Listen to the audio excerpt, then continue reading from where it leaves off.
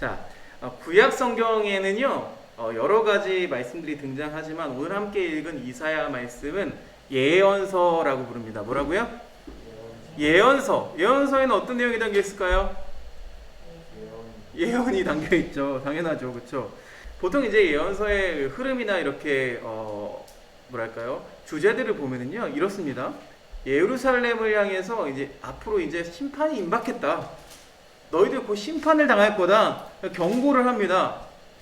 그리고요, 뒷부분에서 뭐가 나오냐면요. 그런데 너희가 회개하고 주님께 돌아오면, 주의 말씀으로 돌아오면 그 화를 면하게 될 것이다. 아니면 뭐 다른 소망이 있을 것이다. 이게 소망을 담은 메시지가요, 그 뒷부분에 나와요. 그러니까 예언서에는 항상 심판 그리고 소망, 이게 막 뒤섞여 있죠. 근데 우리 생각에도 그렇죠, 여러분. 우리가 하나님을 믿는데 하나님은요, 굉장히 두려운 존재이기도 해요. 그렇죠? 굉장히 두려운 존재죠. 하나님 잘 믿어야죠. 하나님 잘 믿지 않으면 우리 심판에 면할 수가 없어요. 그런데 또 하나님은 어떤 존재이기도 해요? 하나님은 자비하신 존재죠. 은혜로운 존재죠. 우리가 어떤 잘못을 해도 하나님은 돌이켜주세요. 우리를 용서해 주시는 분이세요. 그러니까 두 가지를 다 가지고 계신 분이 우리 하나님이십니다. 자, 이스라엘의 왕이 세워졌어요. 다윗 왕이 세워졌고, 우리가 알다시피 다윗 왕은 완전한 사람이 아니에요. 그죠? 다윗 왕은 실수가 많았어요. 하나님의 말씀을 어길 때도 많았어요. 벌을 받기도 했어요. 그죠? 그래서 그 아들들이 서로 싸우고 다투고, 그죠? 심지어 그 안에서 뭐 성폭행이 일어나고 말도 안 되는 일들이 막 일어났어요. 다윗은 선한 사람이 아니에요. 우리가 봤을 때는. 그렇지만 하나님께서는 그 다윗을 하나님 마음에 합한 자라고 부르셨어요. 그리고 솔로몬 왕이 세워졌죠. 솔로몬 왕은 겉으로 봤을 때는 완벽한 것 같았어요. 지혜로운 사람이고요. 그렇죠? 정치도 잘했고요. 힘도 있었고 돈도 많았어요. 그런데 우리가 알다시피 어땠어요? 솔로몬 성전을 건축하느라, 아니면 솔로몬 그 가족들을 먹여 살리느라고 백성들이 수십 년 동안 고생했어요. 그렇죠? 여러분, 이 왕이 완벽해 보여도 완벽하지가 않아요. 그러니까 세워진 왕들마다 족족히 다 실패하더라는 거예요. 완벽하지가 않더라는 거예요. 그러니까 결국에는 이 이사야서나 그리고 그 뒤에 예언서에서 무엇을 예언하느냐? 이제 이스라엘 백성을 다스릴 참으로 의로운 왕이 올 것이다 라고 선언을 합니다. 그런 선언들이 이 예언서에는 쭉 이어져 있어요. 그러면 이사야가 말하는, 아니 예언자들이 말하는 그 참으로 의로운 왕은 누구실까요? 예수님이시죠. 그렇죠? 예수 그리스도십니다. 자, 오늘 읽었던 32장 1절에도 보니까요, 보라 장차 한 왕이 공의로 통치할 것이요 방백들이 정의로 다스릴 것이며, 한 왕, 그 한 왕이 예수 그리스도죠. 그분이 공의로 통치하실 거래요. 공의. 그리고 방백들이, 그러니까 나라를 다스리는 사람들이 정의로 다스릴 것이래요. 그러니까 앞서 우리가 얘기했던 것처럼 이스라엘의 역사적인 왕들이 다 기름 부음을 받고 막 사명을 받았지만 탄식이 나올 만큼, 저거 뭐냐. 우리가 투표를 하잖아요. 투표를 해서 누군가를 한 명 뽑죠. 근데 뽑고 나서 시간이 지나면 어떻게 돼요? 반드시 뭐 임기 말쯤 되면요, 레임덕 현상을 겪습니다. 뭐라고요? 레임덕 현상. 레임덕 현상이 뭐냐면 이제 힘이 없는 거야. 말에도 힘이 없고 힘이 없어지는 거예요. 그런 현상들을 겪게 됩니다. 지금 정권도 마찬가지죠. 그렇죠? 그래서 막 탄식이 나와. 뭐야 이거. 집값 못 잡고 뭐야 이거. 청년들은 막 다시는 안 뽑아. 막 난리가 났죠. 그렇죠? 자, 32장 뒷부분에는요, 아까 얘기했던 것처럼 뒷부분에는 소망이 담겨져 있어요. 그래서 이 왕이 다스리는 의로운 통치 시대에는 하나님의 영이 부어져서 변화될 새 시대가 그려집니다. 하나님의 영이 뭐예요? 오늘 우리가 지키고 있는 성령 강림주일, 성령을 구약 성경에서는 하나님의 영으로 표현합니다. 자, 32장 15절부터 18절 말씀, 오늘 읽었던 말씀 제가 다시 한번 읽어볼게요. 마침내 위에서부터 영을 우리에게 부어주시리니 광야가 아름다운 밭이 되며, 광야는 뭐예요 여러분? 광야는 뭐 없어요. 광야가 사막은 아니다 얘들아.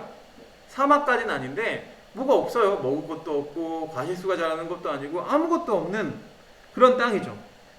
광야가 아름다운 밭이 되고 아름다운 밭을 숲으로 여기게 되리라. 밭은 또 숲이 된대요. 숲. 그때의 정의가 광야에 거하며 공의가 아름다운 밭에 거하리니 공의의 열매는 화평이요 공의의 결과는 영원한 평안과 안전이라. 내 백성이 화평한 집과 안전한 거처와 조용히 쉬는 곳에 있으려니와. 이 말씀이 너무 어렵죠. 구어체니까 되게 어렵죠. 어떤 내용이냐면 하나님이 이 땅을 창조하셨던 그 창조의 질서가 새롭게 개편이 된다. 여러분, 우리가 지금 창조의 질서가 어긋나고 있어요. 하나님이 만드신 그대로 우리가 살아가고 있다면 문제가 없었을 텐데 하나님이 만드신 대로 이 땅이 돌아가고 있나요? 그렇지 않아요. 하나님이 만드신 대로 이 땅이 돌아가야 된다면 여러분 우리는 굉장히 많은 것을 포기하며 지금 누리고 있는 많은 것을 포기하며 살아가야 돼요.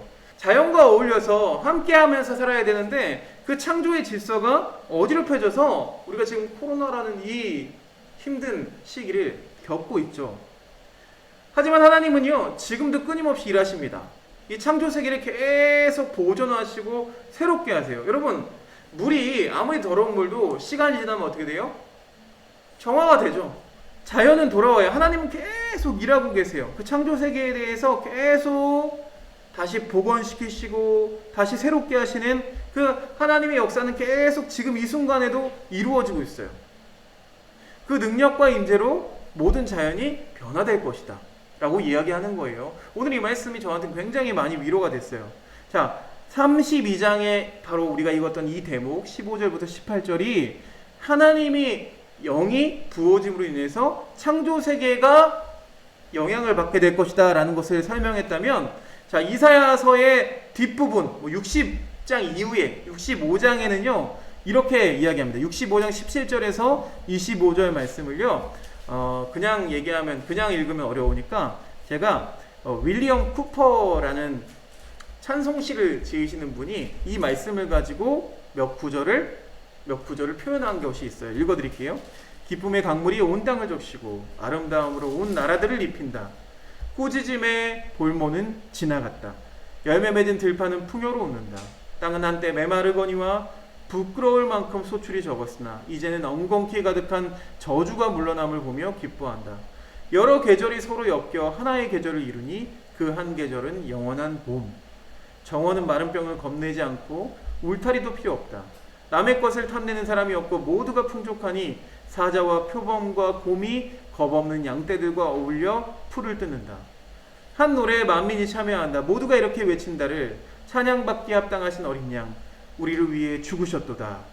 골짜기에 거하는 사람들과 반석 위에 거하는 사람들이 서로 외치고 먼 산의 산꼭대기들이 날아가는 기쁨을 붙잡으니 마침내 나라가 나라에게 그 곡조를 가르쳐 땅이 황홀한 호산나를 널리 퍼뜨린다.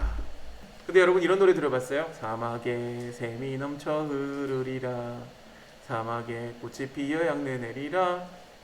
그 누가 아무리 자기네 땅이라고 이렇게 들어가는 사막에 꽃이 피어 향내 내고 사막에서 갑자기 꽃이 나고 열매가 맺히고 여러분 그리고 독사들의 입에다가 아이들이 손을 넣고 장난을 한대요.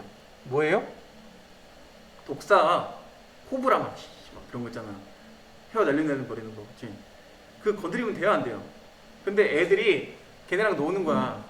걔네랑 놀고 막 손 놨다가 쌀보리 막 이러는 거야.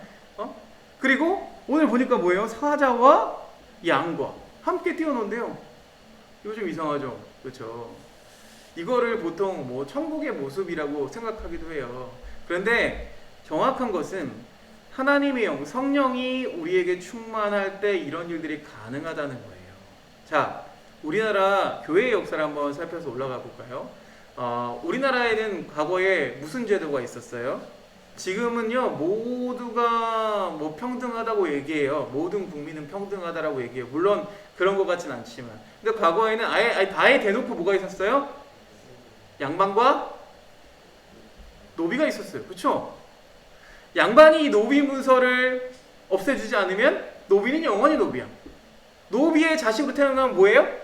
노비예요. 양반이 될 수 없어요. 물론 뭐 조선 후기에 막 따라지 족보라고 해가지고 막 신분을 사기도 하는데, 노비들은 여러분 그 신분을 살 수 있는 돈을 구하기가 쉽지 않아요. 돈을 벌 수가 없어요. 귀속돼 있으니까. 자, 그런 세상 속에서 기독교가 들어왔어요. 기독교가 들어왔어요. 그래서 한 일이 뭐예요? 뭘 했을까요? 예배 드렸죠. 예배 드렸는데 처음에 어떻게 예배 드렸을까요? 자, 지금 우리 교회가 여기 좀 더 이렇게 길어졌다고 생각해보자.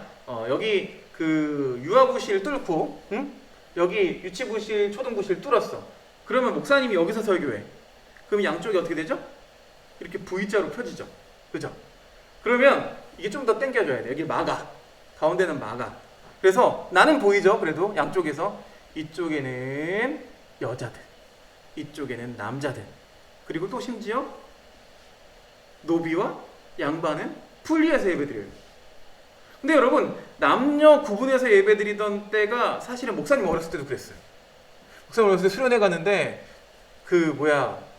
연합 수련회인데 남자 여자 따로 앉아. 중간에 금 그어놓고. 같은 교회인데도 같이 못 앉아. 나 그거 되게 싫더라. 마음속으로 되게 싫었어. 막 되게 뭐가 받는 것 같고. 그 다음에 야, 예배를 6시간을 드려. 6시간을 설교를 6시간을 한다고. 정연아, 장난 아니지. 목사님 그런 시대에 태어났다고. 6시간 드리는데 야, 심하렵잖아. 그치? 화장실 가고 싶죠? 근데 화장실 가고 싶은 거는 뭔지 알아요? 나쁜 영이 들어간 거래. 그래서 못 가게 하는 거야, 거기 선생님들이. 와, 야, 정연아, 빡치더라고. 근데 어떻게 했어요? 나 가만히 두세요. 나가서 쉬했어요. 아니, 이거 자연스러운 현상이잖아요. 6시간을 설교하는데 당연히 쉬기 어렵지, 안 그래요? 그럼 물을 아예 못 먹게 하든가. 그죠? 그런 세상에서 목사님이 신앙생활을 했어요. 아무튼 물론 나쁜 기억만 있었던 건 아니에요. 좋은 기억도 있었어요. 아무튼 그렇게 분리해서 예배를 드렸어요. 이 땅에 기독교가 처음 들어왔을 때는. 근데 어떤 일이 일어나냐면요. 기독교에서 어떤 일이 일어나냐면, 심지어 기독교에서 장로를 세우는데, 장로가 노비가 장로가 돼요. 근데 그것을 찬성한 사람이 그 사람을 데리고 있던 양반이었어요. 그러니까 나 대신 내 노비가 장로가 되는 게 맞소. 세워줘요. 그래서 그 노비는요, 장로가 돼서 나중에 공부해서 목사가 돼요. 그리고 또 그 목사님이 또 누구를 장로를 시켜요? 그 양반을 장로를 시켜요. 그러니까 장로와 노비, 그러니까 노비와 양반인데 이 종과 주인이 함께 교회를 섬겨요. 여러분, 이런 일들이 일어나요. 함께 하나가 돼요. 섞이지 않을 것 같은데 그 신분제도 속에서도 하나가 되게 만든 게 성령의 역사예요. 여기서 말하는 성령의 역사는 진짜 우리가 표현하는 대로 진짜 독사한테 손을 넣고 사자와 양이 뛰노고 이런 게 아니라, 강자와 약자가 구분되지 않고 신분의 구분이 없이 모두가 하나 되는 세상을 이야기하는 거죠. 그것을 하나님의 공의, 또 사회의 정의라고 이야기하는 것입니다.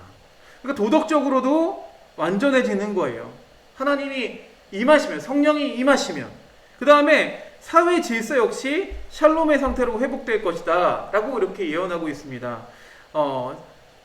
17절 말씀에 나오죠. 인간 사회가 공의의 열매를 누리는 모습들을 그리고 있는데, 폭력, 두려움, 이 쫓겨남이 다 끝난다는 거예요. 지금 이 시대는 어때요, 여러분? 폭력이 있어요, 없어요? 폭력이 있죠. 몸으로 하는 폭력도 있지만 언어로 하는 폭력도 있고, 또 이 사이버상의 폭력도 있죠. 두려움은 여전히 존재하죠. 여자들은 혼자 밤에 다니기 두렵죠. 그렇죠? 남자들도 군대 가기 두렵죠. 그렇죠? 쫓겨나면 뭐예요? 난민이 되죠. 미얀마 군부 사태가 벌어졌으니까 미얀마 사람들은 난민이 되는 경우가 많고요. 또 그 외에도 이 땅에는 아무것도 없이 난민처럼 살아가는 사람들이 굉장히 많이 있어요. 여러분, 미국은 잘 사는 나라 같지만 미국에도 절반 정도가 난민처럼 살아요. 누릴 수 있는 게 없어요. 뭐 헬스케어도 누리지 못해요. 의료보험도 제대로 누리지 못해서 아프면 약을 먹죠. 그래서 미국에 더 그 마약이 더 성행하는 이유는요, 이 아픔을 참기 위해서 마약을 찾아요. 그런 일들이 실제로 일어나고 있어요. 그런데 오늘 말씀은 뭐예요?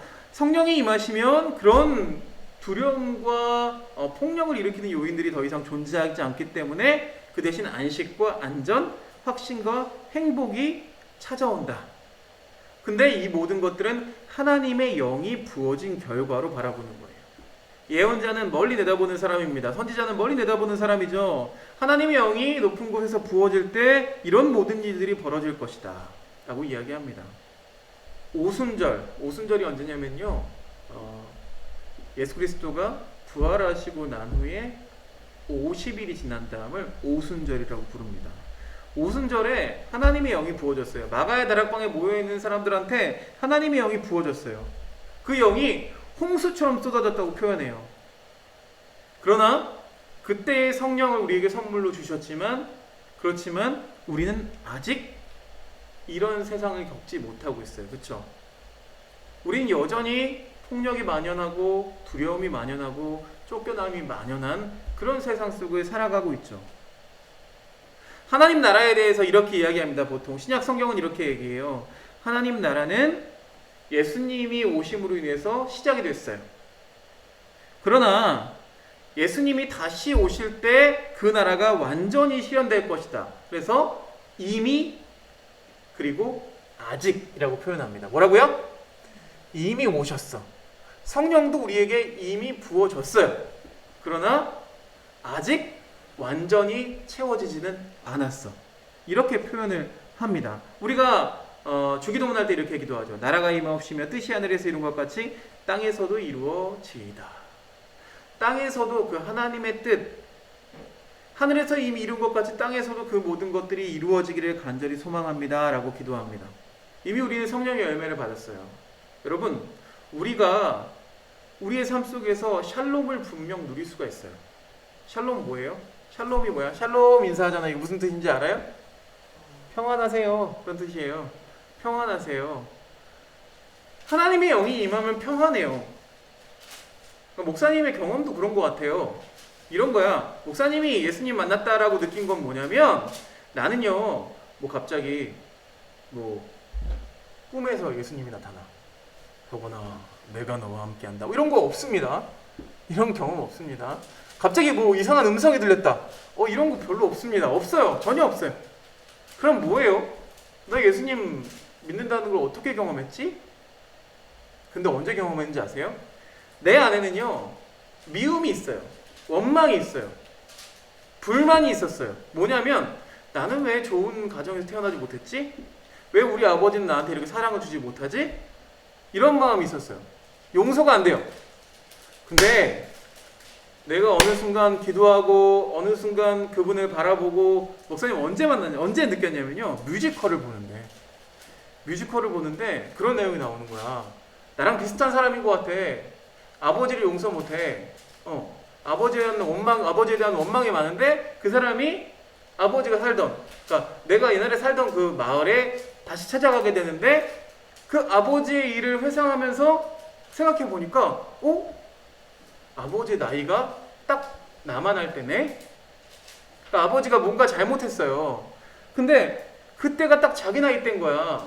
생각해 보니까 나도 완전하지가 않은 거야. 그러니까 내가 이렇게 성숙하지 않았는데, 우리 아버지가 처음이었으니까 그게 이해되기 시작하면서 용서가 되기 시작하는 거예요. 근데 목사님 마음에도 그런 마음이 찾아오는 거예요. 그래 맞지. 그러면서 용서가 되기 시작했어요. 그리고 막 눈물이 나기 시작해요. 그러면서 내 안에 있었던 그 미움과 원망이 사라지는 거예요. 그리고 어떻게 돼요? 매번 그것 때문에 전전긍긍하고 막 씨름하고, 진짜 막 내 인생 이번 인생은 망했어 막 이러다가 갑자기 그 평안한 마음이 찾아오면서 그런 것들을 다 잊어버리게 돼요. 용서가 돼요. 난 이것을 성령이 내 마음속에 임했다라고 생각을 했어요. 여러분도 마찬가지예요. 공부 때문에 아니면 친구들과의 관계 때문에 힘들죠. 우리 인생에 두려움도 많고요. 우리 인생에 폭력을 경험하는 경우도 많고요. 그래요. 그러나 성령이 우리에게 임하시면 이 모든 문제들이 아무것도 아니게 되는 경험들이 우리 인생에 분명히 경험되어질 거예요. 이것이 성령님이 임하신 거예요. 그러나 아직 우리에게는 성령이 더 충만하게 임하실 때가 온다는 거죠. 그때를 바라면서 우리는 기도하는 겁니다. 그렇게 말하면서 나라가 임하옵시며 뜻이 하늘에서 이루어진 것 같이 땅에서도 이루어지이다 라고 기도하는 거예요. 로마서 말씀에는요, 우리는 여전히 우주를 회복시키는 하나님의 역사의 완성, 그리고 새 창조, 그리고 공의와 평화로 이루어지는 하나님의 통치를 갈망할 수밖에 없다는 거예요.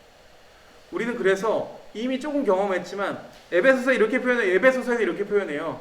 우리가 받은 성령을 선불금이라고 표현해요. 선불금. 살짝 받은 거야. 뭐 일이 착수되기 전에 자 일단 먼저 이거 계약금 받으시고요. 이런 식으로 우리가 성령을 조금 체험한 거예요. 근데 그 성령이 완전히 임하게 되시면, 예수님이 우리 가운데 완전히 임하게 되면 아까 이야기했던 대로 이사야 선지자가 그렇게 예언했던 대로 강자와 약자가 구분이 없어지고, 그렇죠? 이 땅에 공의와 정의가 흐르면서 평화로운 것들이 찾아오게 될 거라는 소망을 가지며 살아가야 된다는 거죠. 여러분에게 예수님 믿는 이유가 무엇인지 다시 한번 돌아볼 수 있는 시간이 됐으면 좋겠어요.